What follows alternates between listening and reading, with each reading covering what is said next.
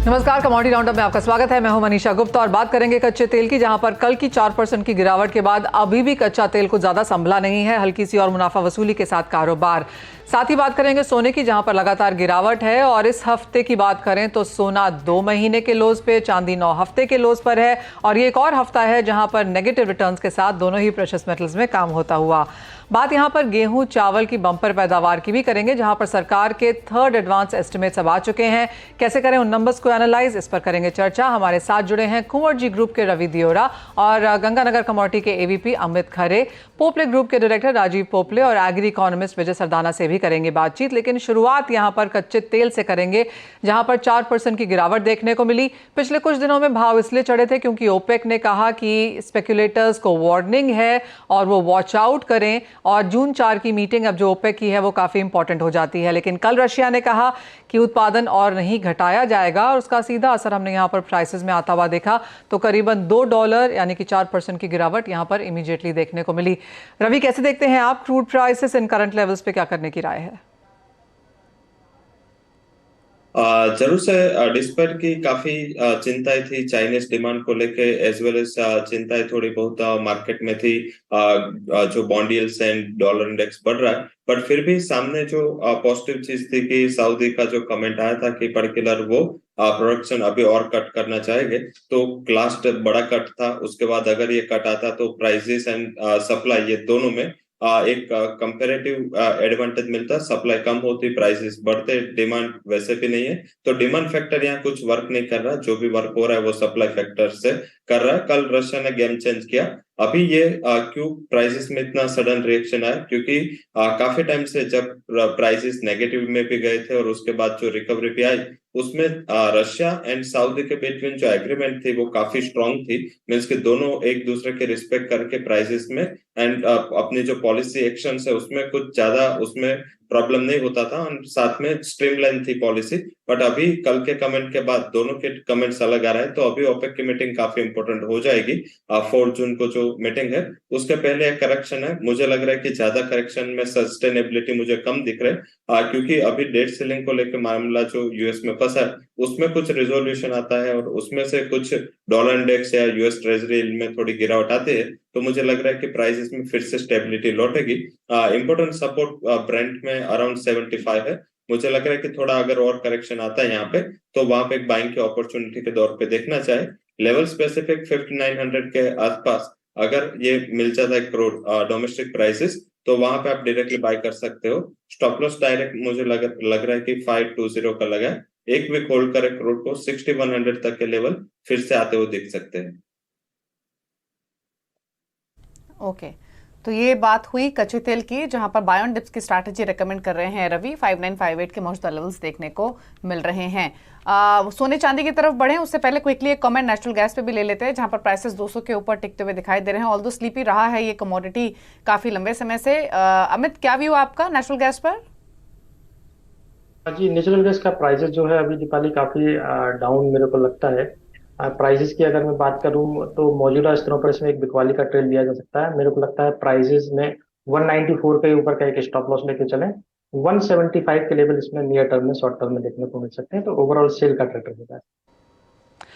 Alright, एक तेजी के साथ कारोबार नेचुरल गैस में आता हुआ काफी समय के बाद 200 के ऊपर के ट्रेंड्स हैं और देखना होगा कि कितना ये सस्टेन यहां पर कर पाते हैं। बात अब सोने चांदी की कर लेते हैं, क्योंकि यहां पर मुनाफा वसूली जारी है और हमने 2000 के नीचे ये तीसरा ऐसा हफ्ता होगा जहां पर कारोबार होता हुआ देखा है। इस हफ्ते भी नेगेटिव के साथ कारोबार, लेकिन ऑन ग्राउंड डिमांड यहां पर डेफिनेटली बढ़ी है। राजीव, आप कैसे देखते हैं फुटफॉल्स, चाहे वो 2000 के नोटों की खरीदारी हो या फिर प्राइस डिक्लाइन जो एक अनदर एडेड इम्पेटस है फिलहाल बाजारों के लिए, कैसे हैं physical markets? Of course physical market थोड़ा रिटेल डिमांड है ऐसे, बट नथिंग सरप्राइजिंग। भले ये 2000 की बात हो, बट इतनी ऐसे कुछ तो नहीं है which is over the board, but normal routine retail sales is on and I feel because gold rate is still at 60,000 plus, it is quite same as earlier past weeks. तो ऐसे कुछ surprising rates तो नहीं आए हैं अभी तक as in demand also. Rajeev, क्या एक्सपेक्ट करते हैं फिर आप आने वाले महीने 2 महीने से, क्योंकि अब धीरे धीरे यहाँ पर as we get into June and July तो शादियों का सीजन शुरू हो जाएगा, अगस्त आते आते फेस्टिवल सीजन भी शुरू हो जाते हैं यहाँ पर, तो क्या एक्सपेक्टेशन है अगर प्राइसेस ये करंट 60,000 के आसपास ही रहते हैं, क्योंकि हमने हायर में 63,000 भी देखे हैं, तो निचले स्तरों पर कुछ कंसोलिडेशन, क्या प्री बुकिंग्स आई हैं, क्या बायर्स में वापस एंथुजियाज्म है? 60,000 का रेट अभी कंसोलिडेट हो चुका है बायर्स के लिए। ये गोल्ड रेट अभी स्टैग्नेंट रहेगा हमारे लिए। कंज्यूमर्स के माइंडसेट अभी वो बना चुके हैं कि 60,000 से नीचे रेट नहीं आने वाला है, वो डिफाइंड है। आगे चल के जैसे हम कह रहे हैं वेडिंग सीजन के लिए प्री बुकिंग्स एंड डिजाइनिंग जो हमारी होती है वो शुरू हो चुकी है पहले से, एंड लाइन क्रिएशन होती है हमारे लिए जो वेडिंग सीजन के लिए वो शुरू हो चुकी है, कीपिंग इन माइंड कि अभी यही रेट है। एंड कंज्यूमर्स की हमने रेसिप्रोकेशन भी देखी है कि उनको अभी सरप्राइज सिनेरियो से निकल चुके हैं 60,000 की। So I feel it is going to be a stronger by at 60,000 onwards now. Okay, यानी राजीव जी आप ये कह रहे हैं कि कस्टमर्स कंफर्टेबल हैं इस लेवल पे और वो यहाँ से और गिरावट की बात नहीं कर रहे हैं, क्योंकि आमतौर पे जब प्राइसेस कम होते हैं तो कंज्यूमर्स के मन में ये सवाल जरूर आता है, जो हम कल भी बातचीत कर रहे थे, जैसे कि क्या यहाँ से प्राइसेस और नीचे जाएंगे, तो इस तरीके की कोई सवाल कंज्यूमर्स के मन में नहीं है, they are fine with the current levels. Yes, in fact 60,000 अभी ये सेटल हो चुकी है रेट हमारे लिए, so that's what we feel consumers are now confident। and जैसे आपने कहा 63,000 हमने देख चुके हैं रेट, तो there is an upswing possible। I don't feel overall 60,000 के नीचे रेट आएगी भी। राजीव, अगर एक आप प्राइस व्यू भी as a jeweller, as a physical participant आपसे लेना चाहें तो आपको क्या लगता है कहाँ प्राइसेस जा रहे हैं अब यहाँ से? आई फील 2,000 के ऊपर ही रेट होगा as the dollar price is concern. And rupee जो डिवैल्यू हुई है स्लाइटली, इसमें हमें चेक रखना पड़ेगा, बिकॉज ये स्लाइड और कंफर्टेबल होती है गोल्ड को क्रॉस करने के लिए। So I personally don't feel below 60,000 would be a benchmark, and only an upswing is possible going head in the season. चलिए, तो यहाँ से प्राइसेस ऊपर की तरफ ही जाएंगे, ये राजीव जी का व्यू है। रवि का भी व्यू ले लेते हैं। शुक्रिया राजीव जी आने के लिए शो में अपने व्यूज देने के लिए। रवि, आपके कमेंट्स क्या हैं गोल्ड प्राइसेस पर इन लेवल से? जरूर से गोल्ड में लास्ट वीक भी हमने सेलिंग की सिल्वर गोल्ड दोनों में रिकमेंडेशन दी थी, बट अभी मुझे लग रहा है कि एक इम्पोर्टेंट सपोर्ट के करीब गोल्ड प्राइसेस ट्रेड कर रहे हैं। इंटरनेशनल मार्केट में इम्पोर्टेंट सपोर्ट 1930 के करीब है, डोमेस्टिक मार्केट में जो इम्पोर्टेंट सपोर्ट है वो 59,240 के करीब है। तो जब तक अभी ये सपोर्ट ब्रेक नहीं होते, नए शॉर्ट के लिए रिस्क रिवॉर्ड फेवरेबल नहीं है। मुझे लग रहा है कि सबसे बड़ा रिस्क सेलर के लिए ये रहेगा कि अभी अगर कोई overnight agreement US government and वहां पे सेनेट में बन गया तो मेरे हिसाब से एक अच्छा शॉर्ट कवरिंग भी वहां पे ड्यू है, तो थोड़ा ये माइंड में ध्यान रखें। ट्रेडिंग के लिए शायद अगर आपको नीचे अगर 59,240 के करीब अगर गोल्ड मिल जाता है तो वहां पे बाय करें, क्योंकि सिल्वर में थोड़ा वीकनेस बेस मेटल का भी है, बट यहाँ पे मुझे लग रहा है कि आगे जाके फिर से जो इकोनॉमिक कंसर्न है वो आगे जाके आएंगे। आगे जाके जैसे डेट सेलिंग का मामला खत्म होता है, बॉन्ड मार्केट में एक बड़ी रिलीफ मिलेगी, तो उसका भी एक एडवांटेज शायद गोल्ड के प्राइसेस में आता हुआ दिख सकता है। तो गोल्ड में बाय करें, शॉर्ट टर्म के लिए ट्रेड रखें, इंट्राडे ना रखें। 58,600 का स्टॉप लॉस जरूर से लगाए। अपर साइड मेरा मानना है कि फिर से 60,100 तक के लेवल आपको दिखने चाहिए। ऑल राइट, तो यानी कि अच्छी खासी मुनाफा वसूली हम देख चुके हैं, काफी सारे फैक्टर्स इन द मनी हैं, और जैसे कहा गया कि डेथ सीलिंग एक इकलौता ऐसा इवेंट है जिसके ऊपर पूरी बाजार की फिलहाल नजर है। आगे बढ़ते हैं और बात अब मेटल्स की कर लेते हैं, क्योंकि पिछले 3 दिनों की भारी गिरावट के बाद आज खरीदारी की अपॉर्चुनिटीज हमें यहां पर देखने को मिली हैं। अमित, कैसे देखते हैं आप ओवरऑल बेस मेटल सेक्टर, जहां पर आधे से 1.5% की बढ़त है? कॉपर की अगर बात करें तो 700 के लेवल्स यहां पर फिर से रिज्यूम होते हुए, जिंक में कल हमने ऑलमोस्ट 203 204 के स्तर बनते हुए देखे थे, यहां पर भी खरीदारी अच्छी खासी है। सबसे बेहतर खरीदारी एक्चुअली जिंक में है 2% की बढ़त के साथ। जी, मेरा फर्स्ट ट्रेड रहेगा कॉपर के ऊपर, क्योंकि बेस मेटल में मेरे को लगता है कल एक जो लो बनाए वहां से एक अच्छी रिकवरी देखने को मिली, तो प्राइसेस एक पुल बैक के लिए थोड़ा सा रेडी है। लेवल्स की अगर मैं बात करूं तो कॉपर जून वायदा 704 के आसपास अगर मिलता है तो इंट्राडे के लिए इसमें एक खरीदारी का ट्रेड लिया जा सकता है। स्टॉप लॉस की अगर मैं बात करूं 697 के नीचे का एक स्टॉप लॉस लेके चले। ऊपर में 712 से लेके 714 के लेवल जो है जल्दी इसमें देखने को मिल सकते हैं। वहीं पे अगर जिंक की बात करूं तो जिंक जो भी करंट इसका मौजूदा हुआ है 209.90 के आसपास है। 208 के आसपास इसमें एक बाय का ट्रेड लिया जाना चाहिए। 206 रुपए के नीचे का एक स्टॉप लॉस लेके चले। 212 से लेके 213 के भाव इसमें 1-2 दिन में देखने को मिल सकते हैं। मनीषा जी, लास्ट ट्रेड जो एक नेचुरल गैस का थोड़ा सा एक्सपायरी जो कल हुई है उसमें मिस्टेक हो गया था लेवल में, शायद थोड़ा सा अपडेट नहीं हुआ था, तो उसको मैं करेक्ट करना चाहूंगा। नेचुरल गैस का भाव जो है 204 के आसपास है, मौजूदा स्तरों पर बिकवाली कर सकते हैं 210 रुपए के स्टॉप लॉस के साथ 185 के टारगेट के लिए। जी मनीषा। रवि, आप कोई एक ट्रेड लेंगे बेस मेटल से? बेस मेटल में मुझे लग रहा है कि जो एक एडिशनल फैक्टर चेंज हुआ है कि आज सुबह चाइना काफी एक्टिव है उसके करेंसी एंड फॉरेक्स मार्केट में। लगातार आज सुबह से युआन में चाइनीज इंटरवेंशन दिख रहा है, तो काफी ड्राई रन के बाद काफी मींस के लोग के एक्सपेक्टेशंस थी कि ऐसा कुछ इंटरवेंशन स्टार्ट होगा, तो एटलीस्ट करेंसी फॉरेक्स मार्केट से चाइना ने अपना इंटरवेंशन चालू किया है। तो अभी फिर से मार्केट में ये प्रोबेबिलिटी बढ़ गई है कि जल्दी चाइना को स्टिमुलस मेजर्स अनाउंस करेगा। तो ये सबसे बड़ा रीजन है कि इतनी बड़ी करेक्शन के बाद आज एक ग्रीन मोमेंटम आपको मींस के बेस मेटल्स में दिख रहा है। तो मुझे लग रहा है कि वहां पे मेरा प्रेफर पिक कॉपर रहेगा। कॉपर में जो करंट कॉन्ट्रैक्ट जून है, मींस का अभी एक्टिव कॉन्ट्रैक्ट जून है, तो वहां पे 705 के करीब बाय करें। स्टॉप लॉस आप 695 का लगा सकते हैं। अपर साइड मेरा मानना है कि 720 तक के level as a part of short covering copper में आते हुए दिख सकते हैं। वही एल्यूमिनियम में जो डेफिसिट वाला रिपोर्ट था, शायद लग रहा है कि चाइना फैक्टर के हिसाब से प्राइस में इतना इम्पैक्ट नहीं आया था, बट अगर रिकवरी आएगी तो मुझे लग रहा है कि एल्यूमिनियम पे प्रेफर पिक हो सकता है। उसका जो नेक्स्ट कॉन्ट्रैक्ट है 207 के करीब चल रहा है जून कॉन्ट्रैक्ट, बाय करें। स्टॉप लॉस 204.80 का लगा है, मुझे 210 तक के लेवल नेक्स्ट कॉन्ट्रैक्ट में आते हुए दिख सकते हैं। तो दोनों में copper and aluminium June contract में आप बाइंग करके चल सकते हैं। ओके, चलिए, तो ये आ रही है आपके लिए बेस मेटल्स पर। एल्यूमिनियम पर आपको व्यू दिया गया है, 207 के मौजूदा लेवल्स देखने को मिल रहे हैं। अच्छा, ब्रेक में जाऊं उससे पहले क्विकली एक राय डॉलर इंडेक्स पर भी ले लेते हैं। रवि, यहाँ क्या कमेंट्स हैं आपके, क्या लेवल्स एक्सपेक्ट कर रहे हैं? डॉलर इंडेक्स में मुझे लग रहा है कि थोड़ा बहुत पर्टिकुलर लेवल जो है 104 का आई थिंक यहाँ पे कंसोलिडेशन का माहौल रहेगा।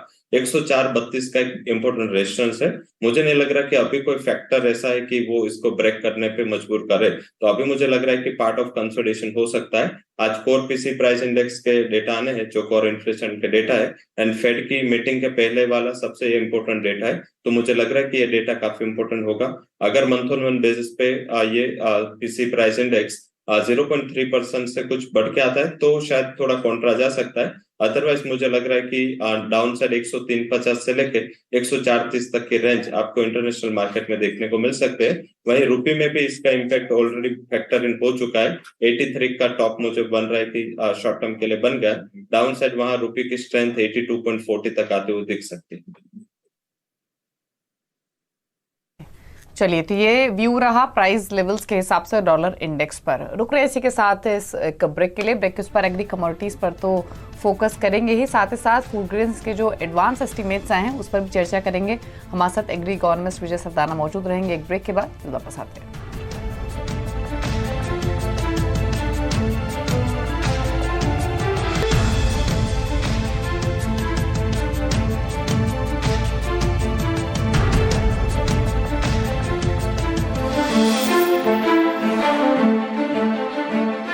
सरकार ने फूड ग्रेन्स का थर्ड एडवांस एस्टिमेट्स यानी कि तीसरा अनुमान जारी कर दिया है, जिसमें सरकार इस बार गेहूं, चावल, कॉटन वगैरह की बम्पर पैदावार की उम्मीद जता रही है। सच्चाई में कितनी उम्मीद है, किस तरह की क्वालिटी है, क्योंकि वो ज़्यादा इंपॉर्टेंट रहता है। हमारे साथ एग्री इकोनॉमिस्ट विजय सरदाना जुड़े हैं। विजय जी नमस्कार। पिछले साल जो उत्पादन था वो 315 मिलियन टन के आसपास था। इस बार सरकार 330 यानी 350 का यहाँ पर एस्टिमेट लगा के बैठी है। कैसे देखते हैं आप फर्स्ट ऑफ ऑल ये नंबर्स, क्योंकि सभी मार्केट, ट्रेड, सेक्टर पार्टिसिपेंट्स ये मानते हैं कि हमेशा थोड़ा सा ऑन द हायर साइड रहता है सरकार का नंबर। बिल्कुल सही कहा आपने मनीषा जी कि सरकार का हमेशा फोरकास्टिंग पॉजिटिव रहता है ताकि किसी तरह का इन्फ्लेशनरी प्रेशर इकोनॉमी पे नहीं आए, लोग होर्डिंग करना शुरू ना कर दें, स्पेकुलेशन शुरू ना हो जाए। तो एक सरकार की रणनीति रहती है कि एक पॉजिटिव मैसेज दिया जाए ताकि इकोनॉमिक स्थिति कंट्रोल में रहे। और जहां तक बात है कि जो सरकार ने एस्टिमेट दिया है ये कितना सही है, लास्ट ईयर जो हुआ था कि जिस तरह से क्लाइमेटिक कंडीशन थी, सीड सेटिंग के टाइम पे जो क्लाइमेट टेम्परेचर ज्यादा था उसका असर यील्ड पे और क्वालिटी पे आया था।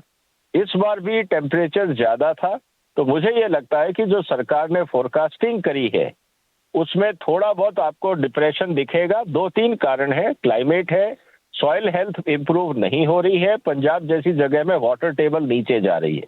तो कुल मिला के जो सरकार ने आंकड़ा दिया इसको आप हायर साइड मान सकते हैं, एक्चुअल इससे कम होगा। सेकेंड एडवांस एस्टिमेट नंबर से तो थर्ड एडवांस एस्टिमेट नंबर थोड़े से ऑन द हायर साइड ही हैं, लेकिन इसको अगर क्रॉप वाइज भी लिया जाए विजय जी, तो कॉटन में ऑफ कोर्स हमने चिंता आते हुए देखी है। जहां तक गेहूं की बात है वहां पर भी जो सरकार एक्सपेक्ट कर रही थी उससे काफी कम गेहूं है ट्रेड एस्टिमेट्स के लिहाज से। अब प्राइस राइज हल्का सा हमने यहाँ पर फिर से लौटता हुआ देखा है जहां तक गेहूं की बात है। तो अगर हमें क्रॉस क्रॉप्स देखें, ये जो प्री मॉनसून इरेटिक वेदर हमने बनता हुआ देखा है, एल निनो की चिंताएं हैं आगे जाकर, क्या कुछ आप ऑन राडार रखेंगे फिलहाल? एक बात है फूड ग्रेन अवेलेबिलिटी की, उसमें चिंता की बात नहीं है, क्योंकि जितना व्हीट और पैडी प्रोडक्शन हिंदुस्तान में होता है वो हमारी जरूरत से ज्यादा है। हाँ, थोड़ा बहुत जो एक्सपोर्ट फोकस रहता है उसमें कमी आ सकती है, डोमेस्टिक अवेलेबिलिटी में चैलेंज नहीं रहेगा, पहली बात।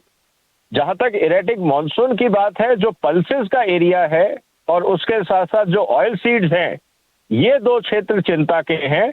जिस तरह से डिमांड बढ़ रही है उस तरह से प्रोडक्शन नहीं बढ़ रहा है दोनों पल्सेस और ऑयल सीड में, वहां पे ज्यादा कंसर्न है, वहां पे इंपोर्ट बढ़ सकता है या प्राइस इन्फ्लेशन का असर हमको दिख सकता है। और विजय जी, एक कमेंट आपका व्हीट पर भी चाहिए। यहाँ भी जो आउटपुट नंबर्स गवर्नमेंट एक्सपेक्ट कर रही है वो 112-113 मेट्रिक टन के आसपास है। अगर प्रीवियस ईयर के एस्टिमेटेड प्रोडक्शन देखें तो 107-108 मेट्रिक टन के आसपास था। और हमने देखा भी है फरवरी में गर्मी कितनी हुई है और साथ ही साथ अनसीजनल रेनफॉल हुई है हार्वेस्टिंग के टाइम। तो यहाँ नंबर्स कितने रियलिस्टिक रह सकते हैं, साथ ही साथ प्राइस ट्रेंड जो, क्योंकि गेहूं में हमने एक्सपोर्ट्स भी बैन होते हुए देखे हैं, काफी सारे डेवलपमेंट्स गवर्नमेंट ने अंडर प्राइस चेक के लिए की है लास्ट ईयर। तो यहाँ क्या व्यू है आपका? देखिए, व्यू बहुत सिंपल है। सेंट्रल गवर्नमेंट स्टेट गवर्नमेंट का डेटा मंगाती है, उसको कंपाइल करती है, और स्टेट गवर्नमेंट अपनी परफॉर्मेंस दिखाने के लिए हर साल पिछले साल के डेटा में 3 से 5% का एडिशन करके केंद्र सरकार को भेज देते हैं। बहुत रेयरली आपको दिखेगा कि राज्य सरकारें कभी ये कहेंगी, चाहे मौसम खराब हो, वेदर खराब हो, मॉनसून खराब हो, कि प्रोडक्शन कम हुआ। बहुत रेयरली होता है। अक्सर एस्टिमेट्स में ये होता है पिछले साल जो डेटा था उसमें 3 से 5% जोड़ दो, खाना पूरी हो जाती है, कागज भेज दो। अनफॉर्चुनेटली यही कारण है कि बार बार जब हम फ्लक्चुएशन की बात करते हैं, एस्टिमेट्स और रियलिटी में गैप क्यों आता है, उसका कारण यही है। ओके, चलिए, शुक्रिया विजय जी आने के लिए शो में और अपने व्यूज इस न्यूज़ पर रखने के लिए। तो जो नंबर्स गवर्नमेंट ने रखे हैं वो यूजुअली हमेशा ही हम अग्रेसिव नंबर्स आते हुए देखते हैं, लेकिन एस्टिमेट्स और एक्चुअल नंबर्स में डिफरेंस होता है। देखना होगा कैसे नंबर्स गोइंग फॉरवर्ड ही आते हैं। बट सो फार अगर गवर्नमेंट नंबर्स को या प्रोडक्शन एस्टिमेट्स को बिलीव करें तो पिक्चर फूड ग्रेन के अवेलेबिलिटी के हिसाब से कंफर्टेबल लग रही है। लेकिन स्ट्रैटेजीज पर बातचीत कर लेते हैं। रवि देवरा हमारे साथ मौजूद हैं। रवि, बताइए पहले तो कुछ टॉप ट्रेड्स आपके एग्री कमोडिटी बास्केट से। एग्री बास्केट में आज थोड़ा मोमेंटम है, वो फ्लैटिश मोमेंटम चल रहा है, बट मुझे लग रहा है कि टर्मरिक में एक अच्छी रिकवरी यहाँ से दिखनी चाहिए। आज थोड़ा फ्लैट चल रहा है, बट मुझे शॉर्ट टर्म के लिए अच्छा लग रहा है। 8100 के करीब टर्मरिक में बाय करें। स्टॉप लॉस डाउन साइड लगा सकते हैं 8020। अपर साइड मेरा मानना है कि 8300 तक के लेवल वहां पे दिखने चाहिए। वहीं कॉटन कॉम्प्लेक्स में देखे तो इंटरनेशनल मार्केट में लगातार प्राइसेस नीचे आ रहे हैं, डोमेस्टिक प्राइसेस में काफी प्रेशर में है, तो कपास खाली में मेरी सेलिंग की रिकमेंडेशन रहेगी।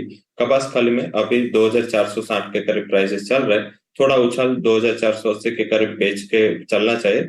2520 का स्टॉप लॉस, डाउन साइड मुझे लग रहा है कि 2380 तक के लेवल दिखने चाहिए। तो दो स्ट्रेटेजी रहेगी, टर्मरिक में buy as well as cocoa means कपास खाली में सेलिंग की रिकमेंडेशन रहेगी। ओके, तो कॉटन सीड ऑयल केक में सेल करने की रिकमेंडेशन रहेगी। ग्वार पैक पर भी कमेंट ले लेते हैं, जहां पर हम प्राइसेस थोड़े नरम ही देख रहे हैं। ग्वार सीड इस समय 5387 के लेवल्स पर और ग्वारगम 10500 पर 1% के आसपास नीचे। दोनों कमोडिटीज पर आपकी राय रवि? मुझे लग रहा है कि ये जो सेलिंग प्रेशर हो शायद अभी यहाँ पे रुक सकता है, बट यस इंट्राडे बेसिस पे जल्दी इसमें कुछ रिकवरी की उम्मीद नहीं है। बट ये वेदर कमोडिटी है, थोड़ा शॉर्ट टर्म के लिए ट्रेड ले। मुझे गुआरगम एक अच्छा लेवल पे दिख रहा है, 10,500 करीब प्राइसेस चल रहा है, 10,400 करीब बाय करें। स्टॉप लॉस डाउन साइड आप शॉर्ट टर्म के लिए 10,000 का माइंड में रखें। अपर साइड मुझे लग रहा है कि अगर आपने ये 4 से 5 जून तक ये स्ट्रेटेजी में होल्ड किया तो आपको गुआर गम में 11,200 तक का एक उछाल देखने को मिल सकता है। अभी प्राइसेस गिर रहा है क्योंकि अभी आईएमडी एंड स्काईमेट ने जो पहले वेदर एंड मॉनसून को लेके एक्सपेक्टेशंस दी थी, उससे थोड़ा अभी मॉनसून एक्टिविटीज जो जल्दी चालू हुई है, तो इसका एक प्राइस इम्पैक्ट ले रहा है। बट मुझे लग रहा है कि आगे जाके थोड़ा मॉनसून में वोलेटिलिटी होगी, तो वहां पे प्राइसेस में एक अच्छा उछाल दिखना चाहिए। ओके, चलिए, तो ये राय रही ग्वार पैक पर। बाकी स्ट्रैटेजीज तो रवि ने आपसे शेयर की ही है। वक्त हो गया एक ब्रेक का। शुक्रिया रवि और अमित, आप दोनों का ही आने के लिए शो में अपने व्यूज देने के लिए। रुकने के साथ एक ब्रेक के लिए। ब्रेक के उस पर वायदा मार्केट का पूरा एक्शन फ्यूचर एक्सप्रेस में। नमस्कार।